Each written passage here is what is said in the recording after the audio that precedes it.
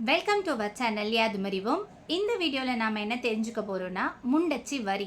So இந்த முண்டச்சி வரி எப்போ ஸ்டார்ட் பண்ணாங்க, எந்த பீரியடில் இது ப்ராசஸிங்கில் இருந்தது, இதை யார் ஸ்டாப் பண்ணாங்க, இதனால் பெண்கள் என்னென்ன பாதிப்புக்கு உள்ளானாங்க அப்படின்றது தான் இந்த வீடியோவில் நாம் தெரிஞ்சுக்க போகிறோம். ஓகே, தெரிஞ்சுக்கலாங்களா?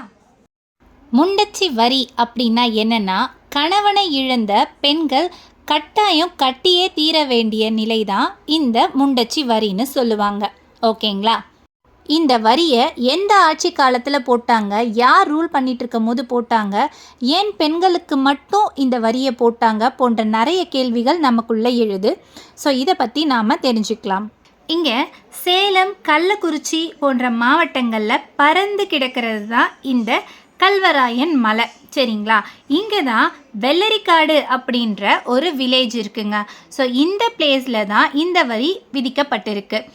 இந்த வரியானது விடுதலை அடைந்த பிறகும் கூட இந்த கல்வராயன் மலையில் இருந்த பல கிராமங்களில் ஜாகிர்தார்களால் தொடர்ந்து ரூல் பண்ணிட்டு வந்ததுனால இது கண்டினியூ ஆகிட்டே இருந்திருக்கு.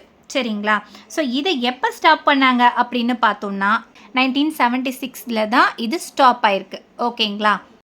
இந்த ஜாகிர்தாரர்கள் அவங்களுடைய வருமானத்துக்காக நிறைய டிஃப்ரெண்ட்டான டேக்ஸை போட்டிருக்காங்கங்க. ஃபார் எக்ஸாம்பிள், குடிவரி, வீட்டு வரி, வெள்ளாடு வரி, மாட்டு வரி, புனல்காடு வரி, புல்வரி, கூட்டு வரி, நாட்டு வரி, ஏர் வரி, திருமண வரி, காவாலி வரி, முண்டச்சி வரி.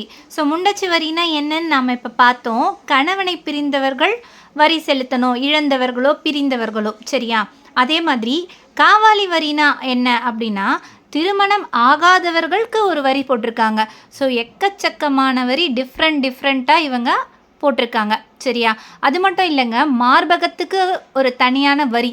அதாவது பெண்களுடைய மார்பகத்துடைய சைஸு சின்னதாக இருந்தால் அதுக்கு ஒரு வரி, பெருசாக இருந்தால் அதுக்கு ஒரு வரி அப்படின்ட்டு நிறைய கொடுமைகளான பல வரிகளை அந்த காலத்துலலாம் போட்டிருக்காங்க. ஸோ இப்படிப்பட்ட சமுதாயத்தில் பிறந்து அந்த பல கொடுமைகளை பார்த்து அதை தாண்டி வாழ்ந்து சாதித்து காட்டிய பல பெண்மணிகளை பற்றி நாம் கேள்விப்பட்டிருக்கோம். ஸோ ப்ராப்ளம்ஸை ஃபேஸ் பண்ண கற்றுக்கணும் அப்படின்றது தாங்க நான் இப்போ சொல்ல வரேன். ஓகே, ஸோ டாப்பிக்கே மாற்றிட்டேன். ஆக்சுவலாக இப்போ நம்ம பார்த்தது என்ன, முண்டச்சி வரி. ஓகேங்களா? ஸோ நிறைய பேருக்கு இது தெரியாமல் இருந்திருக்கும், இப்போ தெரிஞ்சுப்பீங்கன்னு நினைக்கிறேன். ஸோ இந்த நியூஸ் உங்களுக்கு இன்ட்ரெஸ்டிங்காக யூஸ்ஃபுல்லாக இருக்கும்னு நினைக்கிறேன். உங்கள் ஃப்ரெண்ட்ஸ் அண்ட் ஃபேமிலிக்கு ஷேர் பண்ணுங்கள். தேங்க்யூ ஃபார் வாட்சிங். Please subscribe the channel.